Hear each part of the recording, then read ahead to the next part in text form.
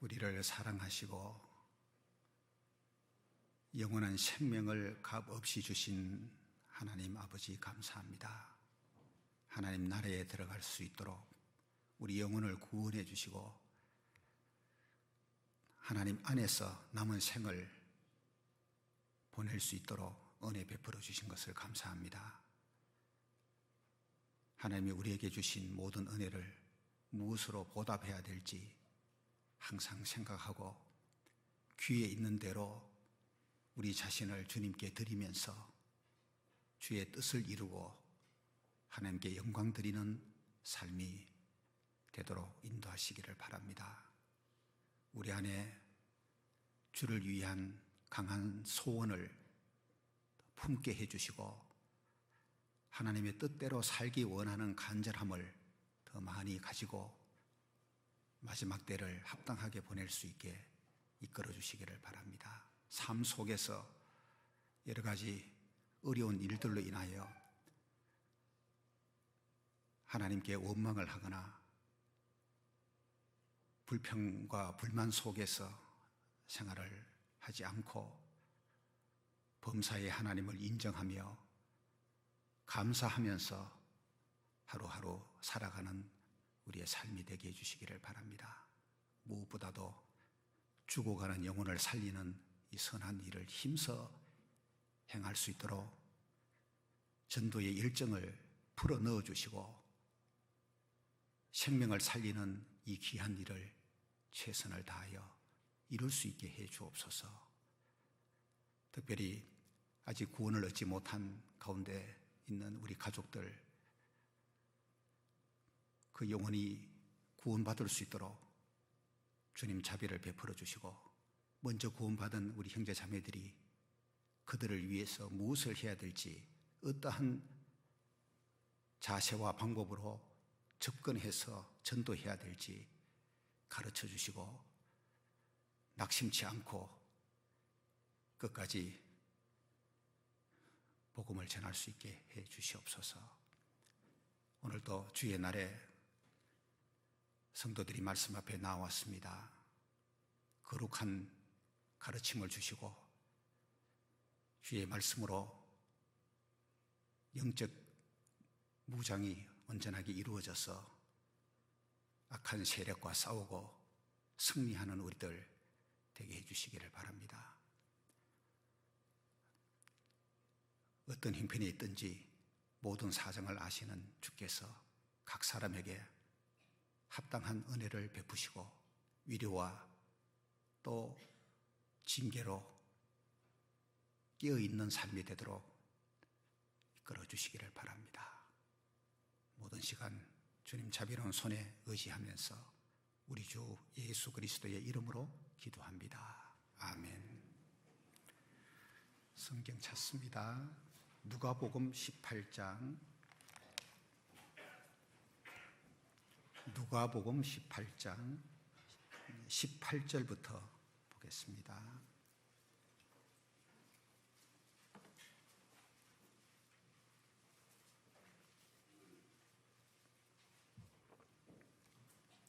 누가복음 18장 18절. 어떤 관원이 물어 가로되 선한 선생님이여 내가 무엇을 하여야 영생을 얻으리이까? 예수께서 이르시되 내가 어찌하여 나를 선하다 일컫느냐? 하나님 한 분 외에는 선한 이가 없느니라. 내가 계명을 안 하니 간음하지 말라, 살인하지 말라, 도둑질하지 말라, 거짓 증거하지 말라, 내 부모를 공경하라 하였느니라. 여짜오되 이것은 내가 어려서부터 다 지켰나이다. 예수께서 이 말을 들으시고 이르시되 내가 오히려 한 가지 부족한 것이 있으니 내게 있는 것을 다 팔아 가난한 자들을 나눠주라. 그리하면 하늘에서 보화가 네게 있으리라. 그리고 와서 나를 좇으라 하시니 그 사람이 큰 부자인 고로 이 말씀을 듣고 심히 근심하더라. 예수께서 저를 보시고 가라사대 재물이 있는 자는 하나님의 나라에 들어가기가 어떻게 어려운지, 약대가 바늘기로 들어가는 것이 부자가 하나님의 나라에 들어가는 것보다 쉬우니라 하신대, 듣는 자들이 가로되 그런즉 누가 구원을 얻을 수 있나이까?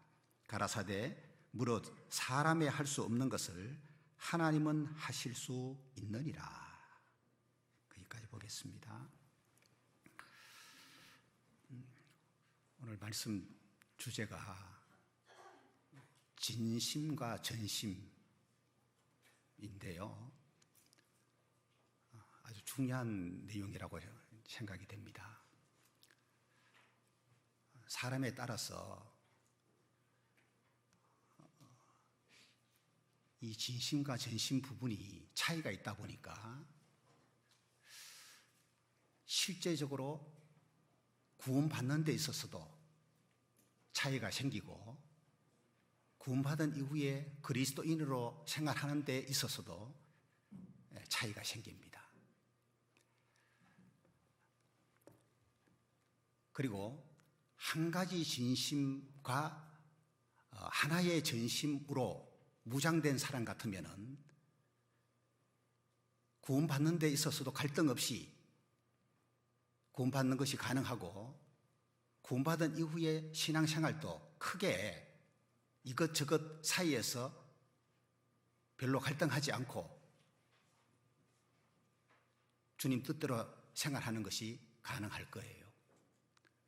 그런데 이 진심이 한 가지가 아니고 두 가지일 때 심한 갈등이 일어나는 경우도 있고, 그 두 가지 중심이 내 안에서 공존하면서 충돌을 하기 때문에 전심이 어느 쪽에 가 있냐에 따라서 육신의 뜻대로 살 수도 있고 성령의 뜻대로 살 수도 있고, 그렇게 결정이 나는 부분입니다. 그래서 오늘 성경 안에서 실제 여러 인물들 사례를 살펴보면서 우리 개인에게 교훈 얻는 시간을 좀 가지려고 합니다. 진심이라고 하는 것은 중요하잖아요. 특히 하나님은 모든 사람의 속을 아시는 분이다 보니 중심에 진실함이 있냐 없냐는, 이 문제는 한 사람을 바라보는 하나님의 시선에 있어서 중요한 부분이 되는 거예요. 사람은 외모를 보거니와 나 여호와는 중심을 보느니라 고 말씀하셨죠. 그 외적 모습이 아무리 훌륭해도 그 중심이 거짓이 있다면 하나님은 그 사람을 좋게 평가할 수가 없는 거거든요. 그런데 외적 조건은 다윗처럼 형들과 비교했을 때에 부족할지라도 그 중심이 하나님 마음에 합한 사람이었잖아요. 그래서 다윗을 하나님은 선택을 하게 된 거예요. 사울 왕도 외적 조건은 훌륭했지만은 그 중심이 진실치가 못했어요. 하나님을 향한 그 진심, 이 부분에 있어서 결함이 있었기 때문에 결국에는 불순종하는 길을 많이 걷게 되고 실패를 하게 되는 거예요. 그리고 이 진심은 진실에 또는 진리에 기초하는 것이 중요한데, 진리 밖에서의 수많은 사람들도 진심을 가지고 살잖아요. 그죠? 도덕적으로 선한 사람도 있고, 이 사회에서 뭔가 자원봉사를 하거나 불쌍한 사람들을 위해서 돕는 일을 하거나 거듭난 그리스도인이 아님에도 불구하고 그 모든 일을 진심을 가지고 할 수 있거든요. 얼마든지. 그런데 하나님이 중요하게 여기는 것은 진리에 기초한 진심이어야지 하나님이 받으실 수 있는 것이 되는 거예요. 그래서 아버지께 참으로 예배하는 자들은 신령과 진정으로 예배할 때가 온다. 참으로가 뭐냐면은 진실을 말하는 거거든요. 하나님께 진실한 예배자, 하나님이 찾고 계시는데 그 진실한 예배자, 진짜의 예배자가 누구냐 하면은 신령과 진정으로 예배하는 자다. 거기 진정이 뭐냐 하면은 the truth, 진리입니다. 진리로 하나님께 예배하는 자, 그게 진실한 예배자고 진짜 예배자다. 그 말이거든요. 진리 밖에서의 이제 이 예배는 뭐 다른 종교에서도 하고 있잖아요. 그리고 거듭나지 않은 기독교인들도 하고 있는 것이고, 마음만 먹으면 누구나 할 수 있는 거지만은 참으로 예배하는 자, 진실한 예배자는 진리 안에서 가능한 거예요. 그리고 성령께서는 진리의 영이잖아요. 그래서 성령께서 역사하시려면은 반드시 이 진리라고 하는 이게 중요한 거예요. 진리의 영이기 때문에. 거짓이 있는 그 가운데는 진리의 영이 있은 성령께서 역사할 수가 없는 거예요. 인간이 아무리 뭘 잘하려고 노력하고 열심히 뭘 품는다 할지라도 그 사람 자체가 성령의 역사하심이 나타나려면은 진리하고 조화를 이루는 삶을 살면서 무엇인가 해야 되는 거예요. 그거는 봉사할 때도 마찬가지고 전도할 때도 마찬가지고 그 진실과 조화를 어떻게 잘 이루는 가운데서 진심으로 하나님을 섬기고 그게 전심이 딱 결합되면은 엄청난 능력이 나타나는 거예요. 진심은 진실한 마음을 가리키는 건데, 전심은 온 마음과 정성과 뜻을 다한다는 뜻이거든요. 전심. 말 그대로 100%의 마음을 가리켜서 전심이라 그러는 거예요. 이 전심을 담아서 진실한 마음으로 뭔가를 하면은 한 사람을 바라보시는 하나님 눈에는 최상의 모습이 되는 거예요. 그걸 하나님은 원하시는 거예요. 그리고 우리가 무슨 일을 하든지 간에 진심을 담고 거기에 전심 쏟아서 하게 되면은 진리의 영이신 성령께서 도와주시고 역사하시지 않겠냐 그 말이죠.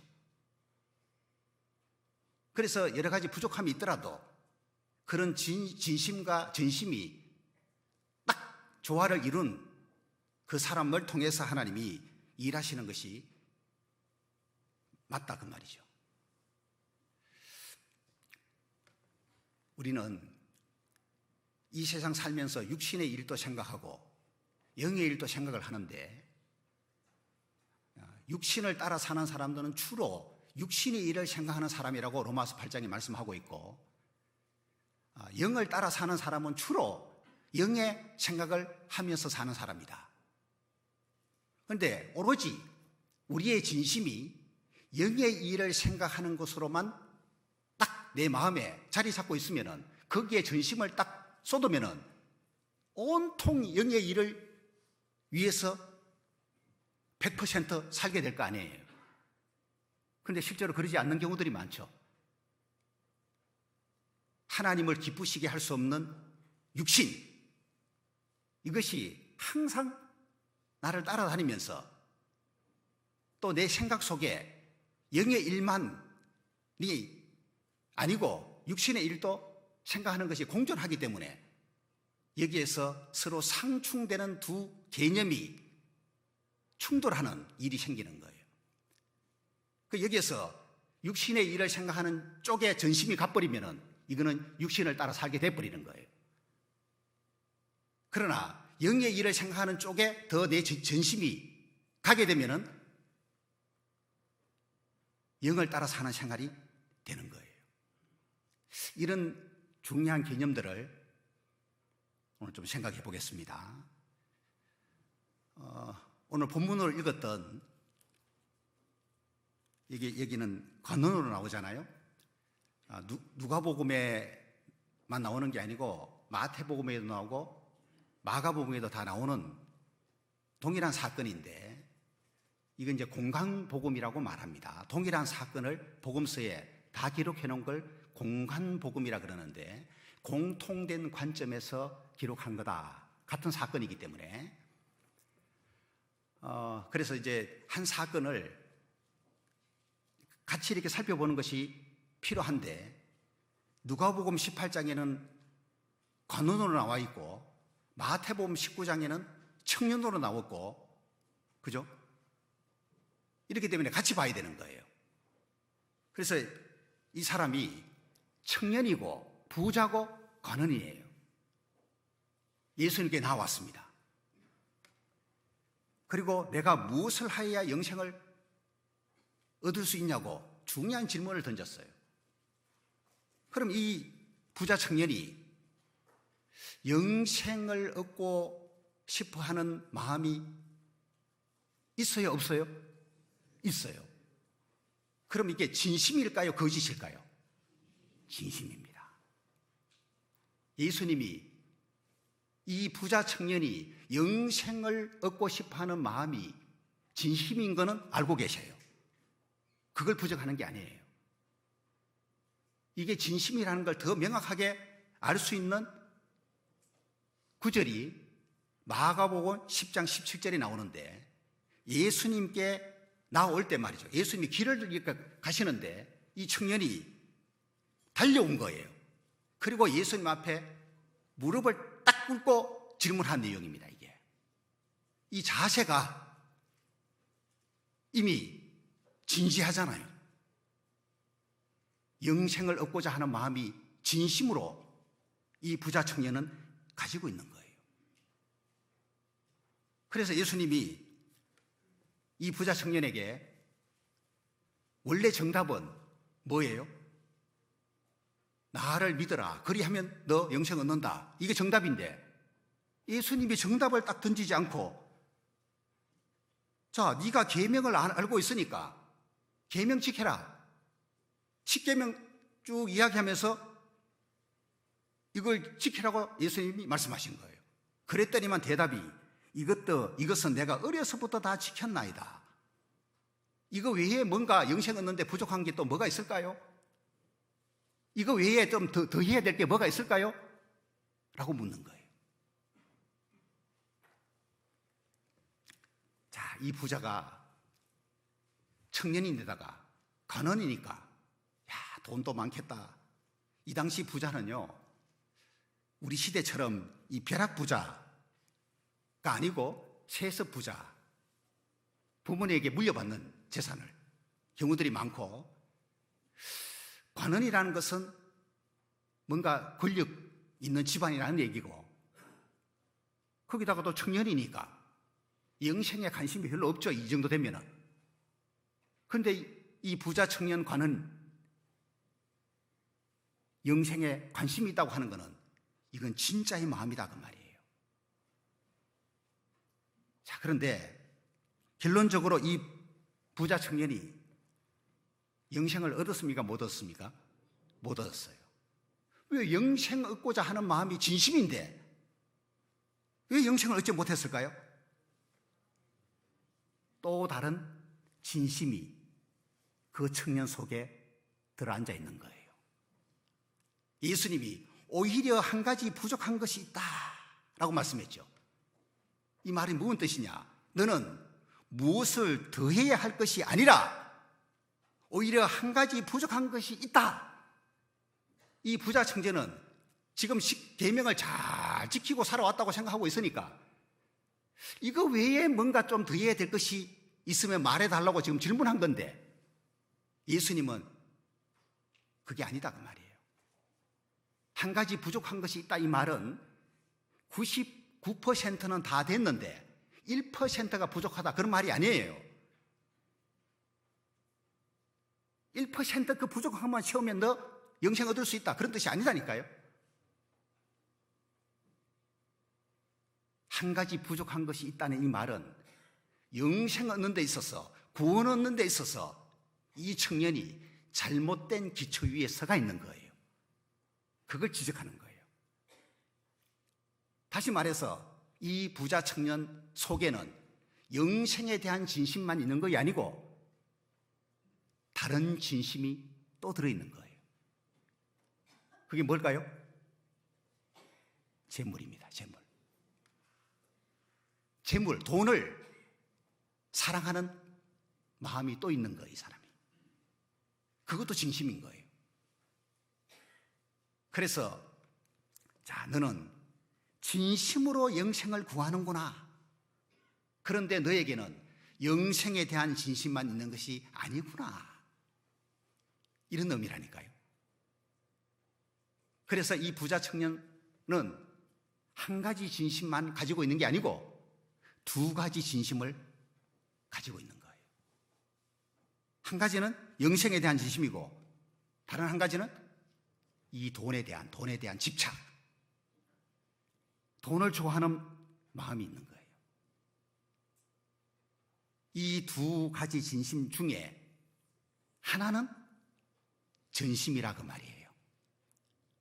만약에 이 부자 청년이 영생에 대한 진심하고 돈에 대한 진심 두 가지 중에 전심이 영생 얻는 쪽으로 가 있었다면 구원 받았을까요? 못 받았을까요? 구원을 받게 되는 거예요. 그런데 그 전심이 돈에 대한 진심 쪽으로 가 있기 때문에 그 재물, 재산 팔아서 가난한 자에게 주라고 하니까 그거 못 하겠는 거예요. 만약에 영생 얻는 것에 진심이 있었다면 그거 못 하겠냐고요. 손 하나 찍어서라도 영생 들어가야 되고 발 찍고 눈 빼서라도 영생 들어가야 되는데 아니 지옥 안 가고 천국에만 갈 수 있다면 내가 그거 못 하겠냐고. 이런 마음 가져야지. 그게 전심이거든요. 그러니까 천국에 대한 전심이 필요하잖아요. 구원받으려면. 그런데 어느 사람들은 천국에도 가고 싶고 이 세상에서 좀 즐기면서 살고도 싶고 두 가지 진심을 갖고 있는데 하나는 전심이니까 이 세상에서 그냥 좀 즐기면서 사는 쪽에 전심이 가 있으면은 구원받고 천국 가고 싶어하는 그것이 진심일지라도 소용이 없다 그 말이에요. 그래서 우리 시대에 구원받는 것이 어려운 것 같아요. 왜? 세상이 너무 좋은데요, 뭘. 성경 부정하지 않아요. 하나님이 계시다는 거 부정하지 않고 사실이라고 인정하면서도 기어코 천국 가야 되겠다는 마음을 갖지 못하는 이유가 세상이 좋아서 그래요. 그러면 천국에 대한 마음은 진심이 아니냐? 그건 또 아니에요. 진심이야, 진심. 그런데 전심이 천국 쪽이 아니고 세상 쪽에 가 있기 때문에 결국에는 잠깐 갈등하고 고민하다가 에라 모르겠다 하고 세상 쪽으로 가버린 거예요. 그쪽으로 선택한다 그 말이에요. 그래서 이 시대에 전도하기가 어려운 거예요. 이 부자 청년은 예수님이 지금 선택하라고 요구하는 거예요. 너! 놀랬습니까? 영생이냐 돈이냐? 둘 중에 하나 선택하라고 말이에요. 그 내용이에요 이게. 엄청나게 고민했습니다 이 부자 청년. 그런데 결국에는 돈을 선택하고 영생을 버리는 케이스가 된 거예요. 그래서 이 두 가지 진심이 서로 모순되는 진심이잖아요. 그죠? 영생에 대한 진심하고 돈에 대한 진심하고 서로 모순되는 진심인데 이것이 한 사람 안에 공존하고 있고 때로는 충돌하는 일이 생겨나는 거예요. 이 사람은 아직 구원받지 않은 경우이고 구원받은 우리 그리스도인 역시 두 가지 진심이 공존하면서 서로 상충되는 이 두 진심이 서로 싸우는 경우들이 있잖아요. 그 내용이 갈라디아서 5장에서 육체의 소욕은 성령의 소욕을 거스리고 성령의 소욕은 육체의 소욕을 거스린다. 이 둘이 서로 자기가 원하는 걸 하려고 대적하면서 치고받고 싸운다. 그래서 육체의 소욕도 진심이고 성령의 소욕도 진심인데 여기에서요, 성령의 소욕으로 사는 사람이 누굴까요? 성령의 소욕 쪽에 진심이 가 있는 사람이에요. 그 사람이 육체의 소욕을 이기고 성령을 따라 사는 것이 가능해지는 거예요. 구원받은 사람이 다 거룩하고 싶죠. 그런데 거룩과 정반대되는 정욕이라는 것이 또 안에 있잖아요. 이 두 가지 진심이 충돌을 하는 거예요. 그런데 주로 자기를 변명하거나 합리화하는 사람이 누구냐 하면은 두 가지 진심이 안에서 충돌할 때예요. 왜? 충돌이 일어나면 괴롭거든요. 구원받은 사람일수록 양심이 괴로워. 그럼 괴로움을 벗어나려면 자기 방어라고 하는 기제가 나오는데 그 중에 하나가 합리화예요. 그래야지만 내 마음이 편하다 그 말이죠. 자기를 방어하는 거, 자기 마음을. 그게 사울왕의 모습 속에 많이 나타났고 변명을 하고 자꾸 합리화하는 거예요. 이런 모습은 더 하나님 보실 때에 합당치 않은 모습이 돼버려요. 그리고 두 진심을 가진 사람들이 서로 모순되는 진심이다 보니까 안에서 충돌이 일어나면은 결국에 한쪽을 선택해야 되는데 둘 다 놓고 싶지 않아요. 그렇게 되면은 어떻게 할까요? 자기 편리한 대로 인식하는 쪽으로 가게 돼요. 그래서 이게 타협하게 된다든지 변명을 하거나 합리하는 것이 생겨요. 구원받은 사람이 물어보세요. 당신 주를 위해 살고 싶냐고. 살고 싶지요. 이렇게 대답해요. 거짓입니까? 진심입니까? 진심이에요. 아니, 구원받은 사람이 주를 위해서 살고 싶은 마음 가지는 게 진심이지. 그거 거짓이겠냐고요. 그런데 그것만 있으면은 얼마나 좋겠습니까? 주를 위해 살고 싶은 그 진심 외에 또 다른 진심이 또 있거든요. 육신 편리한 대로 살고 싶어 하는, 세상에서 좀 그냥 편하게 잘 살고 싶어 하는 또 다른 진심이 그 속에 들어있잖아요. 그래서 충돌이 생기고 갈등이 생기는 거예요. 소식지에도 좀 기록해놨는데 두 가지 진심이 존재할 때에 반드시 기억해라. 예? 두 가지 다 똑같은 진심이란 없다. 그 중에 하나는 반드시 전심이다. 그 말이에요. 뭔 말인지 이해가 되실 거예요. 그죠? 쭉 설명드렸기 때문에. 선택의 기로에서 반드시 하나만 선택해야 하는 순간에 엎어지는 쪽, 변명의 여지 없이 그것이 바로 나다. 부자 청년은 영생이냐 돈이냐 선택을 요구받았을 때에 그 선택의 기로에서 어느 쪽으로 엎어졌어요? 돈 쪽으로 엎어진 거예요. 재물 쪽으로 엎어진 거예요. 그것이 바로 그 사람을 가리키는 거예요. 야, 너 영생보다 돈이 더 네 마음이 가 있구나. 돈 쪽이 네가 전심이 그쪽에 가 있구나. 이러면은 하나님 보실 때 합당치가 않은 거예요. 이거는요, 마가복음 그 앞에 10장을 보시면은 이거는 예수님이 이 부자 청년에게 올무를 놓으려고 그런 게 아니에요. 10장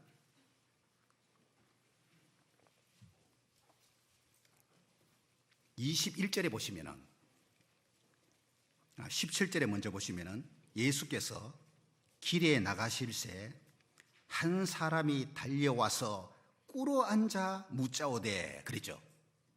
그러니까 진짜 이게 진심이 맞는 거예요. 영생에 대한 마음이. 그리고 예수님 편에서도 이 부자 청년이 영생 얻기를 진짜 원하셨습니다. 그 역시 예수님 마음도 진심이에요. 21절에 예수께서 그를 보시고 사랑하사가 라사대 그랬죠. 특별히 사랑하사가 들어있잖아요. 이 부자 청년이 영생 얻기를 주님이 진짜 원하신 거예요. 그런데 결과적으로 영생 얻지 못한 것은 이 청년이 돈 쪽에 전심이 가 있기 때문에 영생 얻지 못하는 결과가 이제 생겨났다는 걸 말하는 거예요. 참 성경에 여러 아쉬운 인물들이 나오지만은 이 부자 청년도 참 그죠? 한번 봐요. 이게 평생을 지금 어려서부터 아마 부모가 믿는 집안이었겠죠. 영생을 얻기 위해서 계명 지키면서 이렇게 살아왔는데 이 마지막 고비를 지금 못 넘기고 있는 거예요. 그런 사람 보면 진짜 안타까워요. 많은 부분이 준비되어 있는데 딱 하나가 올무가 되어 있는 거예요. 그 사람 마음에. 구원받는 데 있어서. 그런데 아무리 그걸 버려야 된다는 걸 이야기해도 못 버리는 거예요. 참 안타까운 거예요. 요거 하나만 딱 접으면은 뭔가 구원받기에 충분한데 그 하나가 안 돼 있는 사람이 있는 거예요. 만나보면. 이 부자 청년이 바로 그런 케이스예요. 자, 이 부자 청년은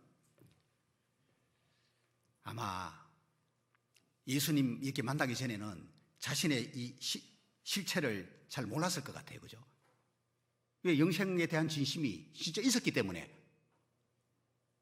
그게 자기의 실체라고 생각을 했을 것 같은데 예수님을 딱 만나고 난 이후에는 아마 돈에 자기 마음이 얼마나 가 있는지를 발견하는 그런 기회가 됐을 것 같아요. 자, 결국에는 고민하다가 떠나는데 누가복음 18장 23절에는 그 사람이 큰 부자인 거로 이 말씀을 듣고 심히 근심하더라 이렇게 기록했고, 마가복음 10장 22절 그 사람은 재물이 많은 거로 이 말씀을 인하여 슬픈 기색을 띠고 근심하며 가니라. 슬픈 기색을 띠었다는 표현이 또 나왔죠. 이게 부자 청년의 속이 지금은 침울한 상태, 침통한 그 상태에 있는 걸 말하는 거고, 어두워지다 이런 뜻을 갖고 있는 단어예요.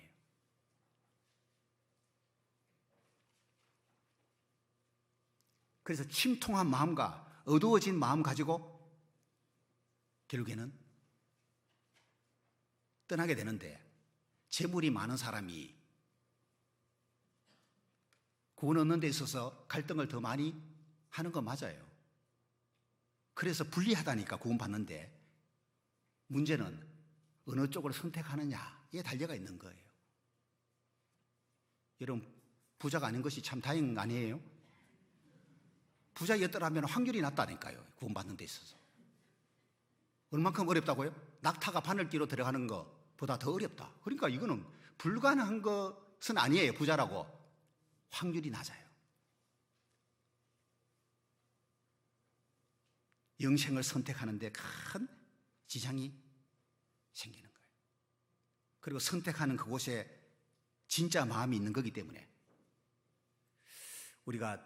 우리는 구원받은 사람으로서 이게 두 가지 진심이 존재할 때에 전심이 어느 쪽인지를 항상 생각하는 것이 좋을 것 같아요. 뭘 선택하냐에 따라서 전심의 실체가 드러나는 거예요. 교회적으로 뭔가 헌금하는 기회가 주어졌을 때도 전심의 실체가 드러납니다. 뭔가 주를 위해서 희생해야 되는 기회가 주어졌을 때, 그죠? 전심의 실체가 드러나는 거예요. 두 가지 진심을 갖고 있을 때에 어느 쪽이 전심인지가 이게 드러나도록 되어 있는 거예요. 이 부자 청년이 예수님을 만남으로 말미암아 그게 드러나게 된 거예요. 격렬하게 고민한 끝에 도저히 그죠? 영생 얻고 싶은 마음은 진심이지만은 자기의 재물 이거는 못 놓겠는 거예요. 아까워서 못 놓겠는 거예요. 그래서 아마 깨달았을 거예요. 아, 내 전심이 영생에 있는 게 아니고 돈에 있었구나. 그거 깨닫고 예수님을 떠난 거예요. 그 이후에 이 사람 얘기가 안 나오니까 모르겠어요. 어떤 사람은 이 부자 청년처럼 붙잡은 재물을 놓아야지만 구원받을 수 있습니다. 붙잡은 어떤 세상, 그죠? 즐거움, 이거 놓아야지만 구원받을 수 있는 사람이 있는 거예요. 이것도 잡고 저것도 잡고 안 된다 그 말이죠. 한쪽이 전심이기 때문에 전심이 어디에 가 있냐에 따라서 결정나는 문제예요. 이걸 좀 참조해서 전도할 때도 조금 활용을 해보세요. 그리고 우리가 이제 구원받은 사람으로서 신앙생활 하는 데 있어서도 이걸 늘 유념을 하고 믿음 생활하면 좋겠다 싶어요. 누가복음 19장에는 삭개오가 나옵니다. 삭개오는 이 부자 청년하고 달랐습니다. 삭개오도 부자였거든요. 2절 보시면은 삭개오라 이름하는 자가 있으니 세리장이요 또한 부자라. 삭개오가 부자예요. 그런데 이게 세습 부자인지 아니면은 이 세리가 주로 좀 부정한 방법으로 착복하는 것이 많았기 때문에 그 당시에 뭐 죄인의 대명사 창기 세리였잖아요. 매국노로 불려질 정도였기 때문에 이 세리가 세무관이잖아요. 그러니까 세리장이란 말은 이 세리들을 감독을 하고 세간 업무를 통괄하는 최고 책임자를 세리장이라 그러는 거예요. 그건 일반 세리하고는 또 다른 거예요. 장이니까 최고 책임자니까. 그러다 보니까 아마 수입이 많았겠죠. 예? 그래서 부자였다 그 말이에요. 자, 그런데 이 세리는 보십시오. 구원받고 싶어 하는 진심이 있었죠. 그런데 아까 부자 청년처럼 그 진심에 전심이 가 있었지 부자라고 해서 이 삭개오가 돈에 대한 진심이 있었냐? 없었다 그 말이에요. 그러니까 쉽게 구원받는 거예요. 보십시오. 3절 저가 예수께서 어떠한 사람인가 하여 보고자 하되 키가 작고 사람이 많아 할 수 없어 앞으로 달려가 보기 위하여 뽕나무에 올라가니 이는 예수께서 그리로 지나가시게 되미르라. 예수께서 그곳에 이르사 우러러 보시고 이르시되 삭개오야 속히 내려오라. 내가 오늘 네 집에 유하여야 하겠다 하시니 급히 내려와 즐거워하며 영접하거늘 무사람이 보고 수군거려 가로되 저가 죄인의 집에 유하러 들어갔다. 봐요. 세리장 삭개오를 가리켜서 죄인으로 취급하고 있는 거예요. 사람들이 수군수군거린 거예요. 아니 예수란 분이 죄인의 집에 들어가네? 의인의 집이 아니고 죄인의 집에 들어가네? 비방을 하고 있는 거지. 그만큼 삭개오 역시 죄인 취급받는 사람이었다 그 말이에요. 자, 그런데 8절에 삭개오가 서서 주께 여짜오되 주여 보시옵소서 내 소유의 절반을 가난한 자들에게 주겠사오며 만일 이것을 토색한 일이 있으면은 4배나 갚겠나이다. 부자 청년하고 다르죠? 예수께서 이르시되 오늘 구원이 이 집에 이르렀으니 이 사람도 아브라함의 자손이로다. 오늘 구원이 이 집에 삭개오 집에 이르렀다. 이 말은 뭐예요? 삭개오와 그 가족들이 구원받게 된 걸 말하는 거예요. 그래서 이 삭개오는 부자였지만은 두 가지 진심을 가진 게 아니고 구원 얻는데 그 한 가지 진심을 가지고 있었고 거기에 쏟은 거예요, 마음을. 그래서 내 소유의 절반이라도 가난한 자를 주겠다고 스스로 말을 하게 된 거예요. 그래서 부자라고 구원 못 받는 게 아니고 어렵다 그 말이에요. 어렵다. 그리고 사도행전 8장에 한번 가보겠습니다.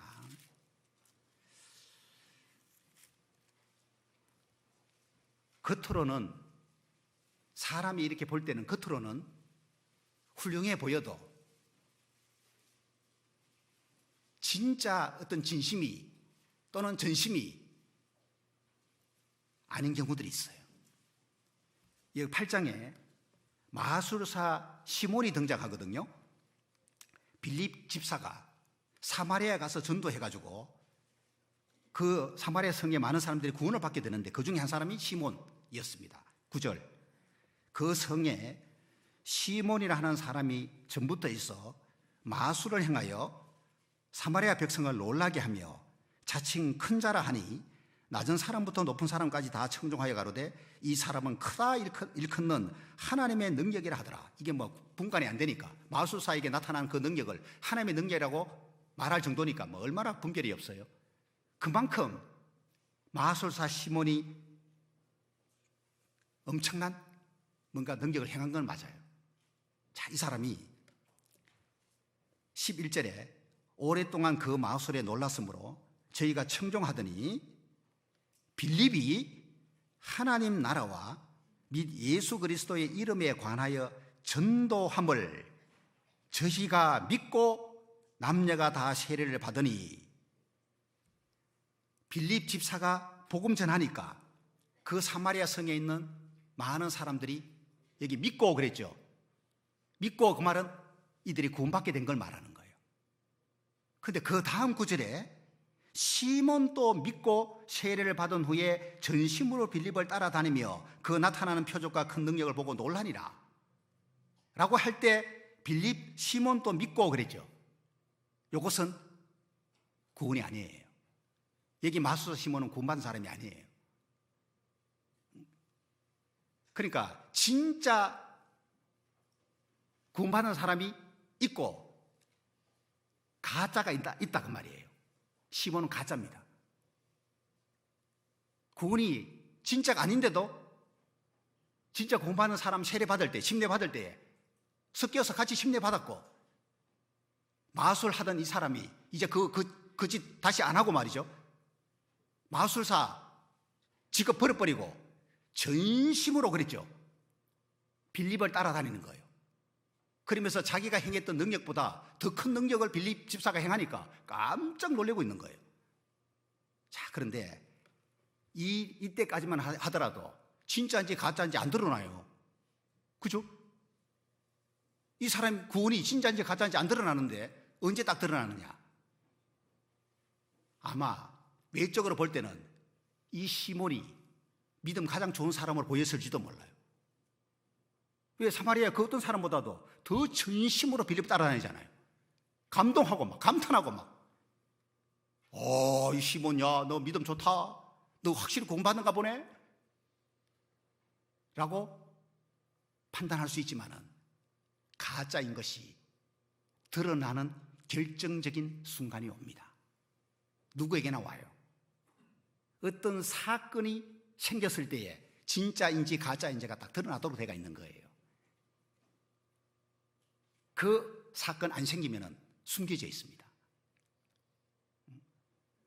자, 그 사건이 뭐냐 하면은 15절에 14절에 예루살렘에 있는 사도들이 사마리아도 하나님의 말씀을 받았다 함을 듣고 베드로와 요한을 보내매 그들이 내려가서 저희를 위하여 성령 받기를 기도하니 이는 아직 한 사람에게도 성령 내리신 일이 없고 오직 주 예수의 이름으로 세례만 받을 뿐이더라.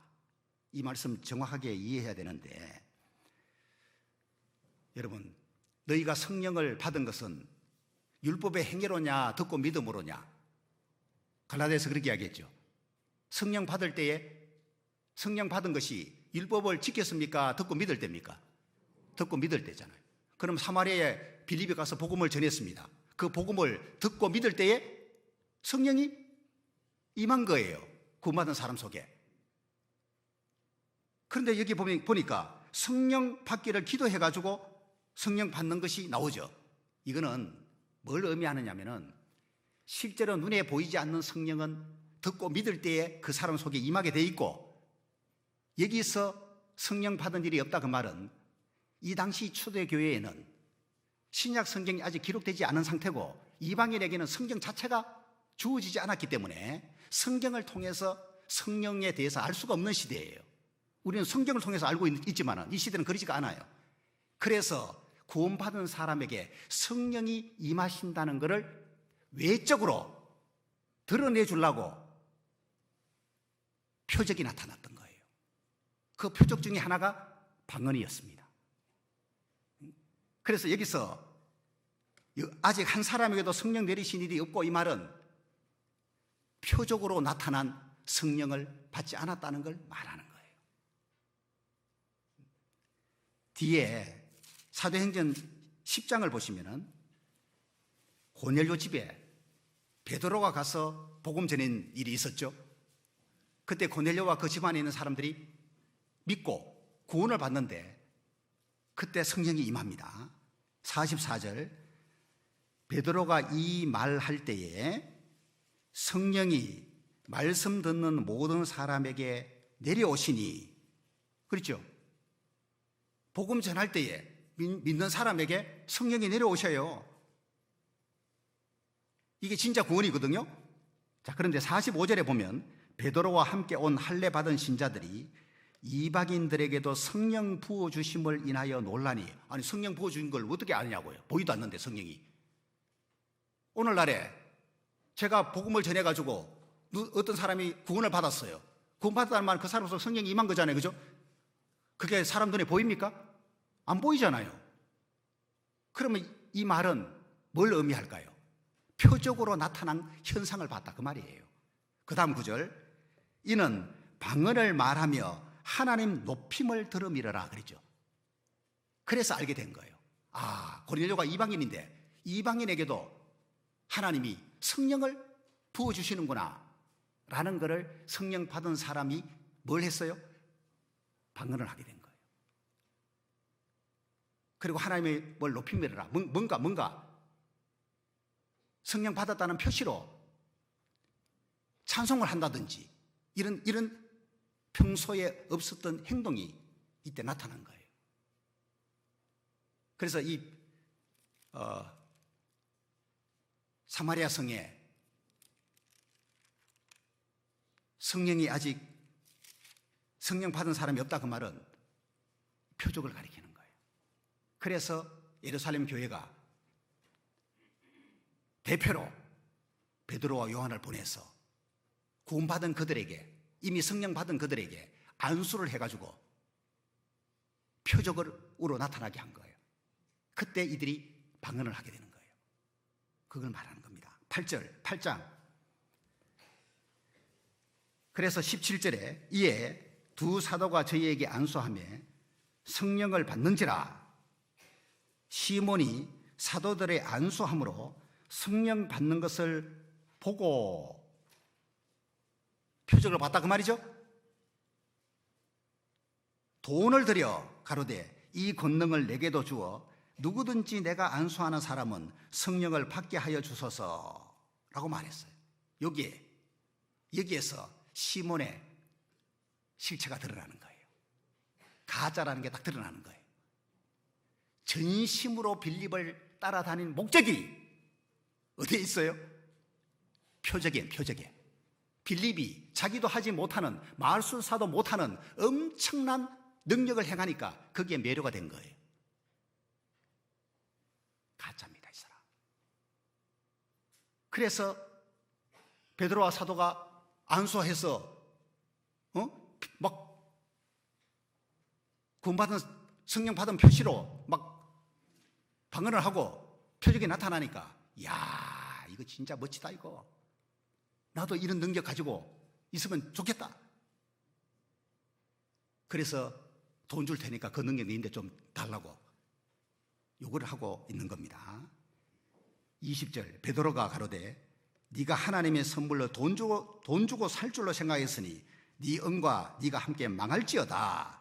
하나님 앞에서 네 마음이 바르지 못하니 이 도에는 내가 관계도 없고 분깃될 것도 없느니라. 그러므로 너의 이 악함을 회개하고 주께 기도하라. 혹 마음에 품은 것을 사하여 주시리라. 내가 보니 너는 악독이 가득하며 불의에 매인 바 되었도다. 구원받지 않았기 때문에 이런 말을 하는 거예요. 그래서 아마 이 마술사 시몬은 이 사건은 없을 때는 그 전심의 실체가 드러나지 않았는데 이 사건으로 말미암아 그 전심의 실체가 딱 드러나는 거예요. 거짓이구나. 이 시몬의 진심이 다른 데 가 있는 거예요. 표적 행하는 쪽에 가 있는 거예요. 거기에 전심이 가 있었다고 말이에요. 그게 딱 드러난 거예요. 그리고 예수님이 육촌에 계실 때에 예수님을 따르는 무리들은 많잖아요. 막 구름대처럼 따라갔지만은 예수님은 그들의 진심을 다 알고 계셨습니다. 오병이어의 기적을 행했을 때에 예수님을 잡아서 임금 잡으려고 하는 걸 아시고 산으로 도망갔다고 되어 있잖아요. 무조건 예수님을 따른다고 예수님이 좋아하는 게 아니에요. 그들의 진심이 어디에 있는지를 예수님은 보셨기 때문에 그거 합당치 않게 여긴 거예요. 그리고 예수님이 행하신 많은 표적을 이들이 경험했지만은 표적의 진정한 목적이 무엇인지를 알아야 되는데 그걸 생각지 아니하고 떡을 먹고 배부른 이유 때문에 예수님을 따랐다. 겉으로 보기에는 열심 있는 예수님의 추종자 같이 보이지만은 그들의 이 중심이 세속적인 동기이고 세속적인 목적 가지고 따라오는 것, 이거는 주님이 원하지 않는 거예요. 그래서 현실적인 필요에 의해서 구름대처럼 예수님을 따르지만은 그거는 이미 하나님이 원하시는 진심이 아니기 때문에 거기에 아무리 전심이 들어가 있다 하더라도 이거는 의미 없는 거예요. 그래서 예수님이 하나님이 나를 보낸 목적이 영생 얻는 거라는 걸 계속 이야기하니까 아이고 이게 듣기 싫은 거예요. 왜? 자기들은 현실적인 필요가 진심인데, 그죠? 이것 때문에 지금 예수님을 따르는 건데 예수님은 영원히 구원받아야 되는 영생 얻는 걸 자꾸 이야기하니까 듣기 싫어. 다 물러가 버렸어요. 12제자만 남았어요. 너희도 가려느냐고 물었죠. 베드로가 속 시원한 답을 합니다. 주여, 영생의 말씀이 여기 계시면 우리가 니게로 가오리까. 딸랑 12명만 남았어요. 그 중에 하나는 마귀니라. 가룟 유다 11명. 극소수만 남아있는 거예요. 누가복음 14장에 보면 허다한 무리가 예수님을 따라가는데 예수님이 그들을 바라보면서 야, 나를 따라오는 것이 고맙다마는, 제 생각입니다. 예수님은 뭘 원하셔요? 진심과 전심을 원하는 거예요. 허다한 무리가 예수님을 따라오지만 그걸 가지고 좋아를 하지 않아요. 무릇 내게 오는 자가 자기 부모, 처자, 형제, 자매 및 자기 목숨까지 미워하지 않으면 능히 나의 제자가 되지 못한다. 이런 전심이 너희들이 있냐? 응? 내 제자가 진짜 되고자 하는 진심이 있고 그 진심에다가 이렇게까지 할 전심이 있냐? 그렇다면 나 따라와도 된다. 이거 없으면 아싸리 따라오지 마. 그러니까 주님은 우리에게 진심도 원하시고 전심도 원하셔요. 진심만 가지고는 안 됩니다. 내 마음이 진심이라고 아무리 말해도, 그죠? 그래, 그거는 그래, 알아, 맞아. 그 진심만 가지고 그 사람이 하나님의 뜻을 온전히 이룰 수가 있냐고요? 아니에요. 전심이 플러스가 돼야 돼요. 내가 누구를 전도하고 싶은 마음이 진심이 이게 맞아요. 내 남편 정말 전도하고 싶어요. 진심 맞아요. 그것만 가지고 전도가 되냐 그 말이죠. 거기에 플러스 뭐가 들어가야 돼요? 전심이 들어가는 거예요. 온 마음, 100%의 마음이 들어가 버려야 되는 거예요. 그러면은 가만히 있지를 못하는 거예요. 가만히 앉았어도 진심은 가능하지만은 전심은 가만히 앉아있지를 못합니다. 뭔가 움직이게 되어 있는 거예요. 그 진심이 이루어지기 위해서 온 마음이, 온 정성이 들어가서 활동하도록 되어 있는 거예요. 예수님이 부자가 염보하는 것하고 한 가난한 과부가 염보하는, 헌금하는 것하고 딱 보셨잖아요. 교회가 있으니까.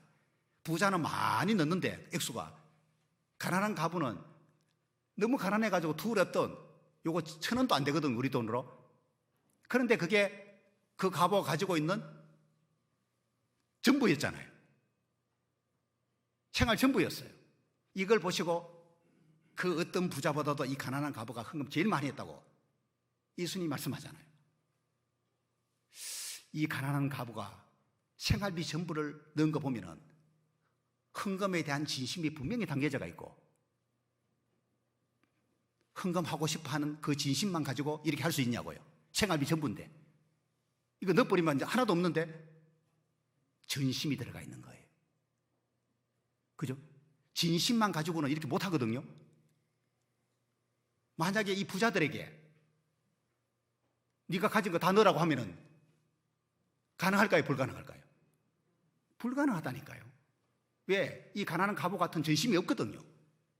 헌금에 대한 진심은 그 부자들도 있지만은 이 가난한 과부만큼의 전심은 아닌 거예요. 그래서 가진 재산 중에 그냥 일부만 할 수 있는 것이지, 그 이상의 헌금을 요구하면은 전심이 없는 경우 같으면 못 하는 거예요, 그거는. 그래서 이 가난한 과부가 계속 칭찬되고 있는 것이 맞다, 그 말이에요. 자, 지금부터는 이 두 가지 진심이 존재할 때에 그 둘 중에 하나는 전심이라고 하는 이 부분을 좀 말씀을 드려보겠습니다. 민수기 13장.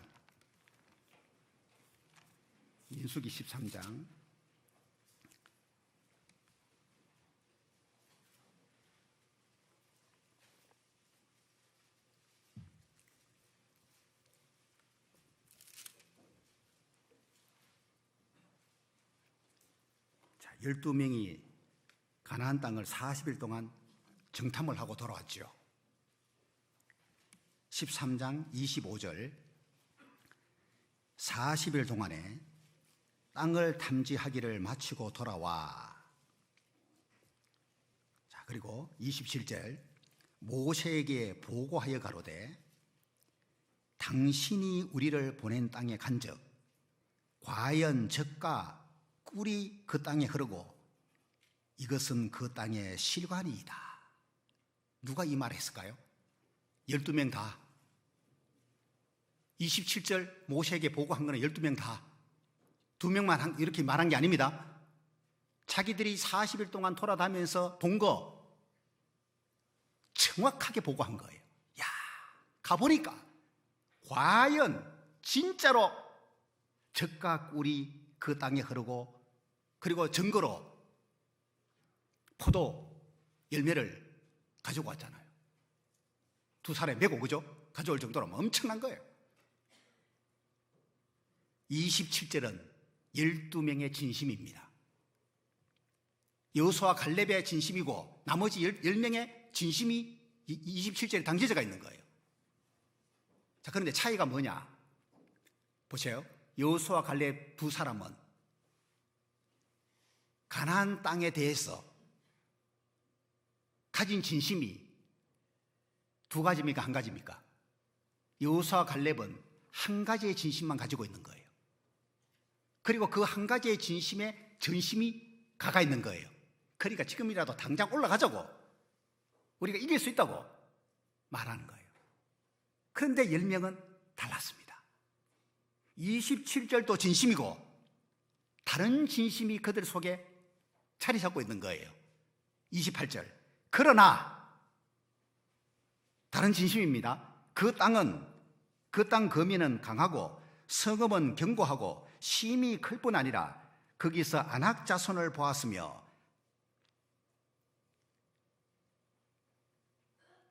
32절. 이스라엘 자손 앞에서 그 탐지한 땅을 악평하여 가로되. 27절에는 안 그랬잖아요, 그죠?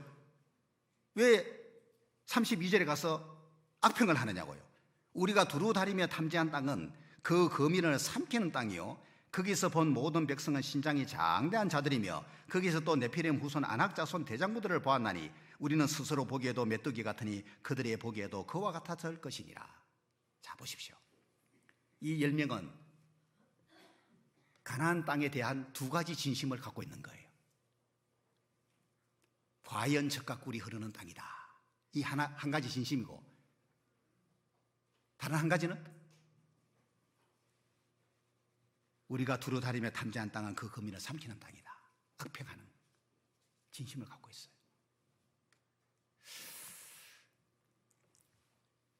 이 두 가지 진심이 중에 하나는 전심이라 그랬죠. 10명의 전심은 어디예요? 가나안 땅을 악평하는 쪽에 가 있는 거예요. 그래서 우리가 이길 수 없다고 이 10명의 영향 받아가서 백성들이 그냥 원망을 하게 돼요. 아마 수적으로 2명하고 10명이니까 이런 일들이 신앙생활 하는 가운데서도 나타납니다. 두 가지 진심이 존재할 때가 있는데 그 중에 하나는 전심이, 그 전심 쪽이 안 된다는 쪽이면은, 그죠? 이거는 실패하는 거예요. 하고 싶어 하는 진심 하나 하고 하기 싫어하는 진심 하나 하고 두 가지 진심이 존재할 때가 많은데, 내 전심이 하고 싶어 하는 쪽으로 가면은 어떻게든지 하도록 돼 있고, 하기 싫은 쪽으로 가 있으면은 안 하는 쪽으로 가도록 돼 있는 거예요. 그래서 교회 안에서 무엇인가 교회의 유익을 위해서 하고자 할 때에 반대하는 것이 주의해야 될 부분이다, 그 말이에요. 반대하는 그 사람의 진심이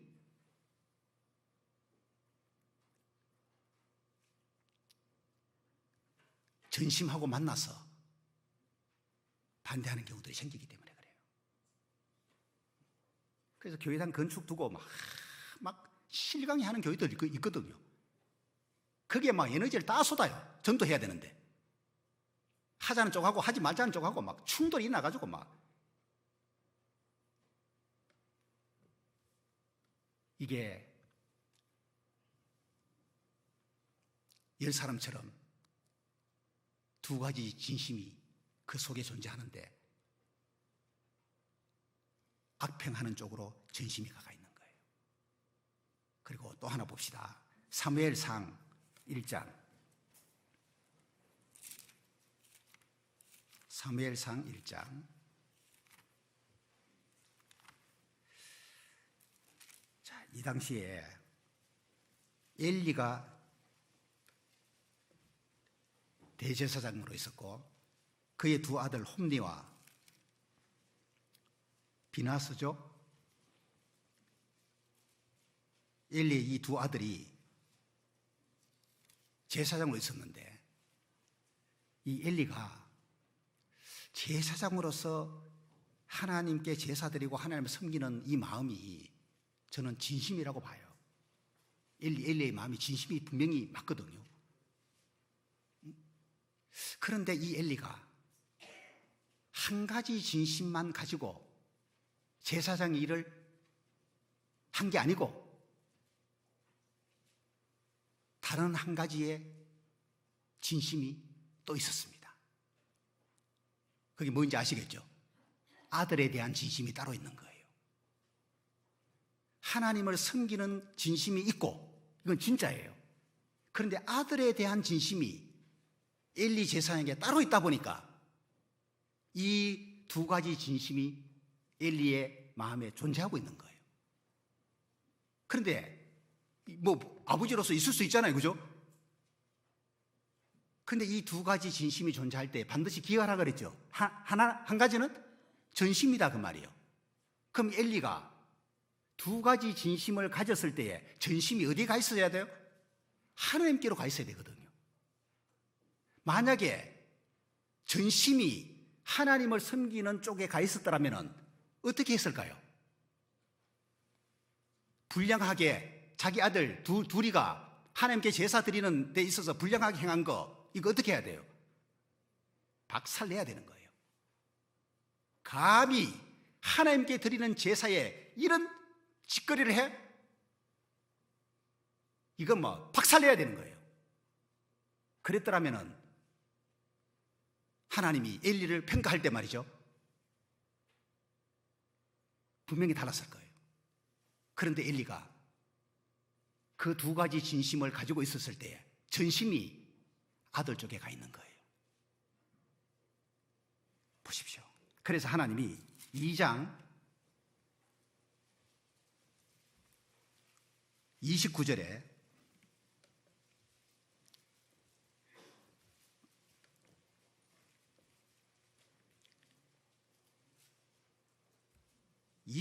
하나님의 사람이 엘리에게 와서 그에게 이르되, 그랬죠? 엘리를 책망하는 거예요. 29절, 너희는 어찌하여 내가 나의 처소에서 명한 나의 제물과 예물을 밟으며 네 아들들을 나보다 더 중히 여겨, 그랬죠? 이게 엘리의 다른 진심이었다 그 말이에요. 엘리는 하나님을 중요하게 여기는 사람 맞아요. 그거 진심 맞고, 아들을 또 귀중히 여기는 진심이 따로 있는데 전심이 아들 쪽에 가 있다는 걸 알 수 있죠. 나보다 더 그랬잖아요. 더, 그게 전심이다 그 말이에요. 네 아들들을 나보다 더 중히 여겨 내 백성 이스라엘에 드리는 가장 좋은 것으로 스스로 살찌게 하느냐? 그러므로 이스라엘 하나님 나 여호와가 말하노라. 내가 전에 네 집과 네 조상의 집이 내 앞에 영영히 행하리라 하였으나 이제 나 여호와가 말하노니 결단코 그렇게 아니하리라. 나를 존중히 여기는 자를 내가 존중히 여기고 나를 멸시하는 자를 내가 경멸히 여기리라. 이 말씀 한 거 보면은 엘리가 많은 날들 하나님을 존중히 여긴 거 맞는데, 그죠? 이 아들 때문에 그동안에 하나님을 존중히 여겼던 그 진심이 약해지고 오히려 하나님을 멸시하는 쪽으로 가버린 거예요. 아마 엘리는 하나님을 멸시한다고 전혀 생각지 못했을 거예요. 자기의 어떤 진심이 또는 전심이 이렇게 나타날지는 몰랐을 거라고. 정말 중요한 내용인데 제가 설명드리는 것에 조금 한계가 있는 것 같아요. 엘리가 그동안에 제사장 일을 해온 거 하나님이 인정치 않는 건 아닐 거예요. 그런데 아들을 하나님보다 더 중히 여긴 이거는 안 되는 거예요. 그 어떤 경우가 되더라도. 사람은 육신의 가족 때문에 하나님을 잘 이렇게 따르다가도 주의 일에 막 열심히 하다가도, 그죠? 가족 문제가 딱 걸리면은 사람이 바뀌어집니다. 사람이 변한다니까요. 순위가 하나님이 밀려나는 경우가 생기는 거예요. 가족이 걸리면은. 어떤 사람은 돈이 걸리면은 또 순위가 밀려나, 하나님이 뒤로 가. 그럴 때에 두 가지 진심이 존재하게 되고 전심이 어디에 가 있냐에 따라서 결정나는 거예요. 이게 선택이 되는 거예요. 그래서 그동안에 아무리 잘해왔다 하더라도 그것이 좋은 결말을 이루지 못하는 경우들이 충분히 있을 수 있다. 또 한 사건을 볼까요? 나오미에게 두 며느리가 있었죠. 오르바하고 룻하고 한번 보시겠습니다. 그 뒤에 룻기 룻기 앞이죠. 앞에 사무엘상 앞에 룻기.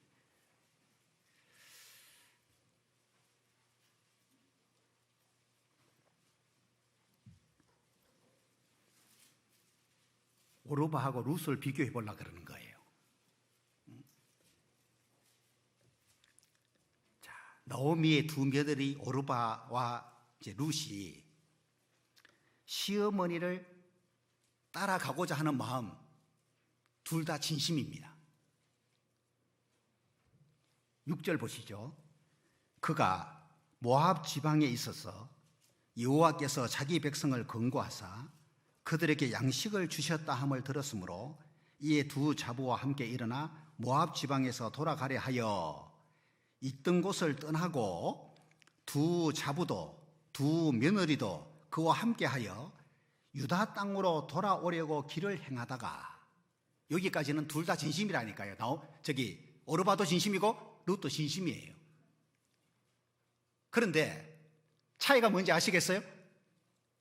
오르바에게는 또 다른 진심이 있는 거예요. 룻은 다른 진심이 없어요. 시어머니를 따라가는 거, 이 한 가지의 진심만 가지고 있는 거예요. 이게 차이예요. 자, 시어머니를 따라가는 것이 마땅하다는 진심이 오르바에게 있고, 또 다른 진심이 뭘까요? 안 따라가고 싶은 마음이 있는 거예요. 그것도 진심이에요. 두 가지 진심이 지금 존재하고 있는 거예요. 반드시 기억하라 그랬죠? 그 중에 하나는 전심이거든요. 그럼 오르바가 따라가고자 하는 진심하고 안 가고 싶어 하는 진심하고 이 두 가지 진심이 존재하고 있는데, 전심은 어디예요? 안 따라가고자 하는 진심 쪽에 가 있는 거예요. 전심이. 그러다 보니까 시어머니가 조금만 이렇게 설득을 했잖아요. 내 따라봤자 너 소용없다. 내게 아들도 없는데 평생 갑으로 살아야 된다. 고생만 해야 돼. 몇 마디 딱 설득하니까 설득당해가지고 안 가는 쪽으로 선택해버리잖아요. 왜? 안 가고 싶은 진심이 전심이기 때문에 그런 거예요. 그런데 룻은 가고자 하는 진심만 가지고 있다 보니까 여기에 그냥 전심이, 그죠? 딱 가까 있으니까 아무리 설득해도 안 돼. 포기해버리잖아요, 시어머니가. 보십시오. 1장 14절. 그들이 소리를 높여 다시 울더니 오르바는 그 시모에게 입맞추되 이별하는 거예요. 그럼 저는 안 가겠습니다. 룻은 그를 붙쫓았더라. 그러니까 나오미가 또 가로되 보라, 네 동서는 그 백성과 그 신에게로 돌아가나니 너도 동서를 따라 돌아가라.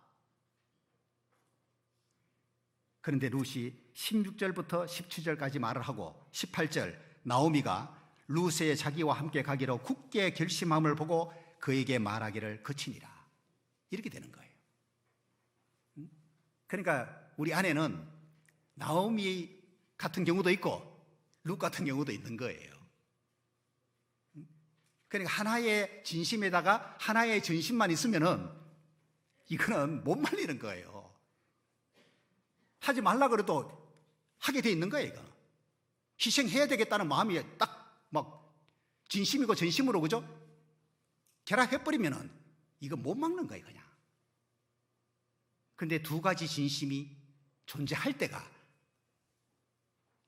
문제란 말이에요. 어디에 전심이 갔냐, 그 말이에요. 우리가 잘 알고 있는 모세가 40년 애국 왕자로 있었지 않습니까? 그죠? 맞죠? 40년 왕자로 있었어요. 나중에 애국의 왕이 될 수도 있는 거예요. 야, 그런데 모르겠어요. 모세에게 그 왕에 대한 진심이 있었는지 없었는지는 모르겠지만은 없다고 하는 것도 그것도 이상하잖아요. 사람인데. 그런데 우리가 주목해 봐야 될 부분은 모세에 대해서 히브리서 11장 24절에 말한 내용이에요. 믿음으로 모세는 장성하여 바로의 공주의 아들의 칭함을 거절했다. 애굽 왕의 바로의 공주니까 애굽의 공주, 애굽 공주의 아들이라고 하는 이 엄청난 자리를 거절했다. 이거 보면은 뭔가를 이 좋은 자리를 거절하는 거 보면은 진심이 다른 데 있다는 걸 말하는 거잖아요. 그죠?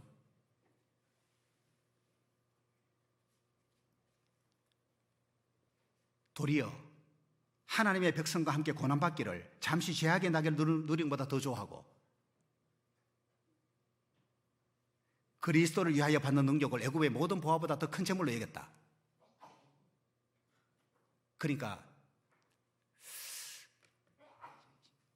모세의 위대함이 이런 쪽에 있는 것 같아요. 정말 누릴 수 있는 모든 좋은 조건들이 갖춰져 있음에도 불구하고 그것보다도 이쪽을 선택했다. 그럼 뭘 말합니까? 그게 진심이 선택한 쪽으로 더 가 있다는 말이잖아요. 그죠? 그리고 그 진심만으로 되는 게 아니고 전심이 함께 하지 않으면 쉽지 않은 일이에요. 버린다고 하는 것이. 지금 네가 누리고 있는 걸 버린다고 하는 건 쉬운 일이 아니거든요.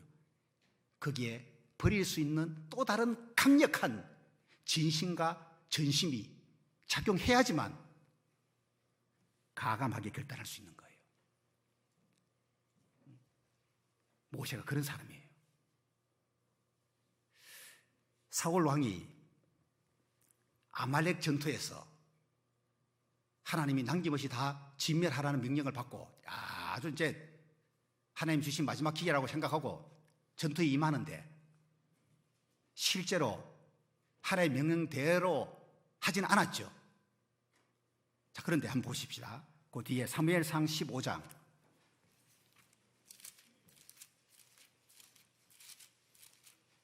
사무엘상 15장 13절에 사울이 이렇게 말합니다. 15장 13절에요.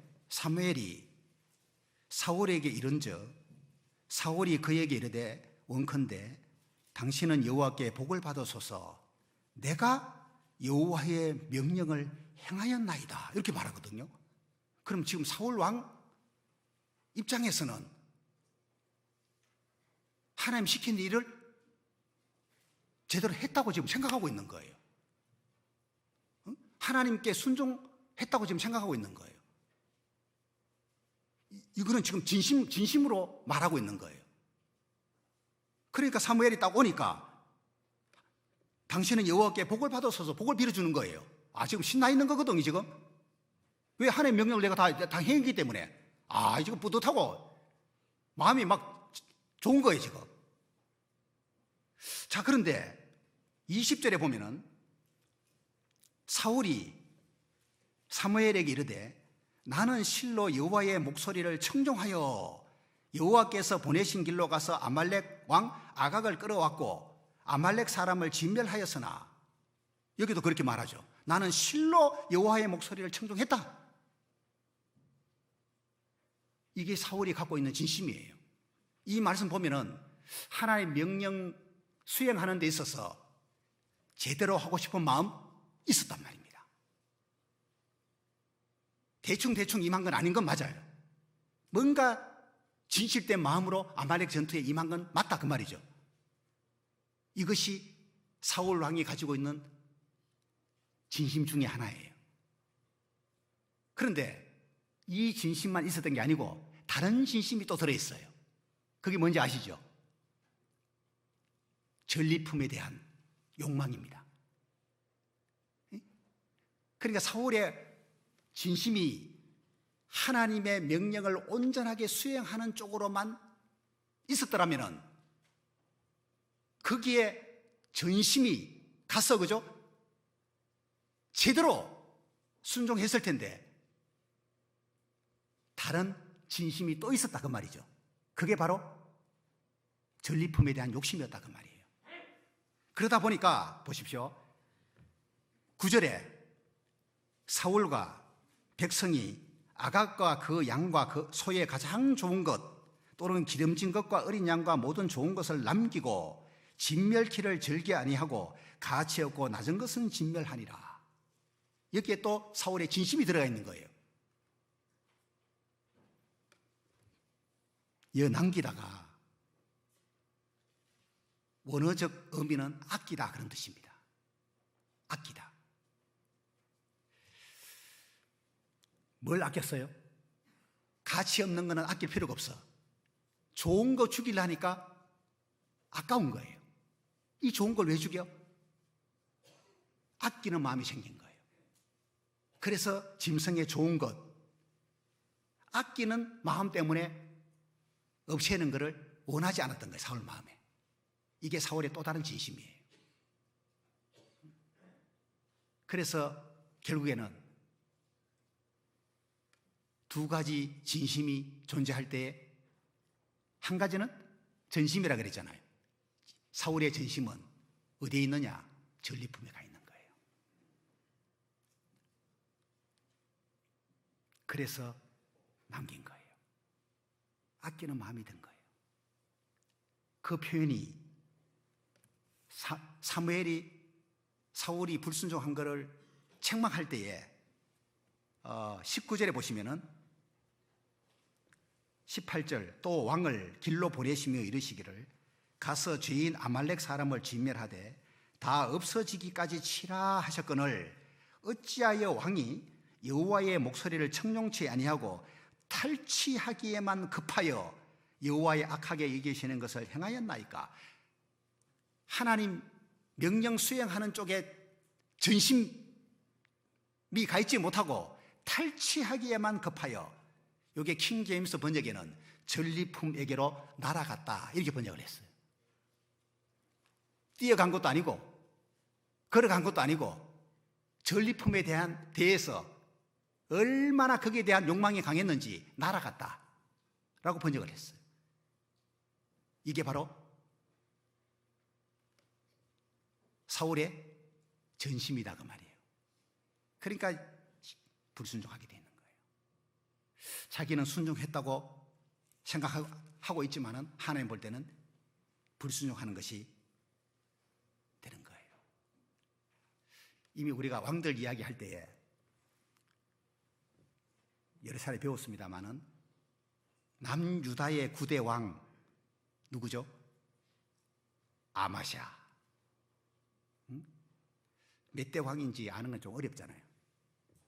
몇 년부터 몇 년까지 통치한 거 아는 것도 좀 어렵고, 아마샤가 남유다의 9대 왕인데 여러분 기억날 거예요. 아마샤가 여호와 보시기에 정직히 행하기는 하였으나 온전한 마음으로 행치 아니하였더라 그랬죠. 저는 오늘 주제하고 이 아마샤에 대한 평가하고 연결해서 생각을 해봤습니다. 아하, 아마샤가 정직히 행하기는 했지만은 온전한 마음으로 하지는 않았다. 이 말 속에 오늘 주제가 뭐예요? 진심과 전심인데 아마샤 왕에게 하나의 전심만 있었던 게 아니고, 하나의 진심만 있었던 게 아니고 두 가지의 진심이 존재했구나. 두 가지의 진심이 아마샤에게 있었다 그 말이에요. 그래서 한 가지의 진심으로 인해서 정직히 행하는 것은 있었습니다. 오늘 배웠던 부자 청년, 영생에 대한 진심이 있었기 때문에 영생 얻기 위해서 나름대로 노력했잖아요. 어려서부터 계명을 열심히 지키는 거 했잖아요. 그와 같이 아마샤 왕이 하나님 앞에 정직히 행하고 싶어하는 진심이 있었기 때문에 정직히 행하는 생활을 해온 거예요. 그런데 그 하나의 진심만 있는 게 아니고 다른 진심이 있는 거예요. 그러다 보니까 아마샤가 에돔 사람을 도륙하고 돌아올 때에 세일 자손의 우상들을 가져다가 자기의 신으로 세우고 그 앞에 경배하며 분향한지라. 왜 이 짓거리를 하느냐 그 말이에요. 그러니까 이 아마샤 왕에게 하나님에 대한 진심만 있었던 게 아니고 우상에 대한 진심이 자리 잡고 있었던 거예요.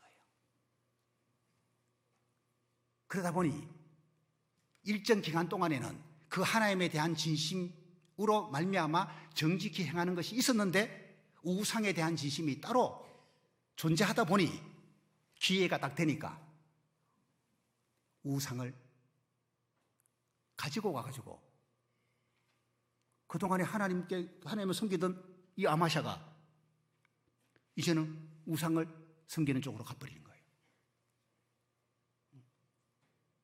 그리고 이제는 아마샤 왕에게 전심이 하나님입니까? 우상입니까? 하나님이 아닌 우상 쪽에 전심이 딱 가 있다 보니까 아마샤 왕에게 하나님 선지자 보냈잖아요. 왜 이 짓을 하느냐고. 하나님 참신인데 왜 짓을 하냐고 책망하니까 들었어요, 안 들었어요? 안 듣는 거예요. 이미 전심이 우상 쪽에 가 있다는 말이에요. 그러니까 안 듣는 거예요. 그거는 뭐라고 이야기해도 안 듣는 거예요. 그런 왕들이 좀 있죠. 잔소리 듣거나 듣기 싫어 죽여버린 거예요. 북이스라엘 왕 중에 예후 있잖아요. 예후가 북이스라엘 10대 왕인데 하나님이 시키는 그 악한 사람들 처리하는 거는 잘했잖아요. 그래서 칭찬해 준 거 예후에게 네가 나보기에 정직한 일을 행해서 잘했다. 그래 4대 동안 약속해 준 거예요. 그 후손들에게. 그런데 예후가 전심으로 이스라엘 하나님 여호와 율법을 지켜 행하지 아니했다라고 평가하죠. 그러니까 하나님이 시키는 일을 할 때는 진심으로 했는데 이 예후의 마음에는 다른 진심이 들어있는 거예요. 하나님이 시키는 일에 대한 진심이 있었지만은 다른 진심이 들어있다 보니까 그 다른 진심이 뭐예요? 하나님의 율법을 지켜 행하고자 하는 요 진심이 없었기 때문에 결국에는 하나님 율법 지키는 데는 전심으로 하지 않았다. 그 죄를 짓게 되는 거예요. 자, 정리합시다. 최상은, 최상의 컨디션은 우리 크리스찬들이 두 가지 진심을 가지는 게 아니고 한 가지 진심을 가지고 하나의 전심으로 사는 거예요. 이런 경우는 갈등 없습니다. 내 안에서 뭐 충돌도 생기지 않고 이것저것 고민할 것도 없고 하나님의 진리 안에서 옳게 여기는 쪽으로 쫙 가는 거예요, 그냥. 그런데 대부분은 두 가지 진심이 존재할 때가 많아요. 자, 그때 반드시 기억해야 될 것이 그 중에 하나는 전심이니까 이 전심이 어느 쪽으로 가 있냐가 선택의 기로에서 중요한 부분이 되는 거예요. 이거를 기억하시고 이미 배웠던 이 수많은 인물들처럼 하나님을 거스리는 쪽으로 전심이 가지 않게끔 두 가지 진심이 존재하는 것은 충분히 가능한데 내 전심이 악을 행하는 쪽으로, 그죠? 가지 않도록 컨트롤하는 것이 중요하다. 이 말씀을 드리고 싶습니다. 교훈이 되시죠? 꼭 기억하시고 전심을 어느 쪽으로 가게 할 것인지 여러분 꼭 기억하시기 바랍니다. 기도하겠습니다.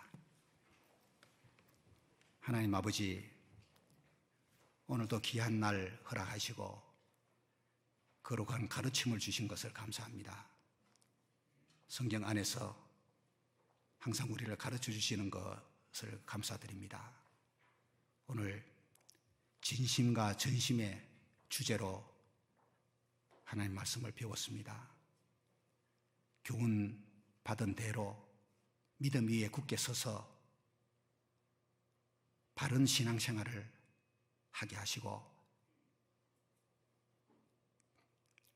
우리의 진심이 전심과 결합하여 온전히 하나님의 뜻을 이루고 하나님이 기뻐하시는 역사를 이루면서 살 수 있도록 도와주시기 바랍니다.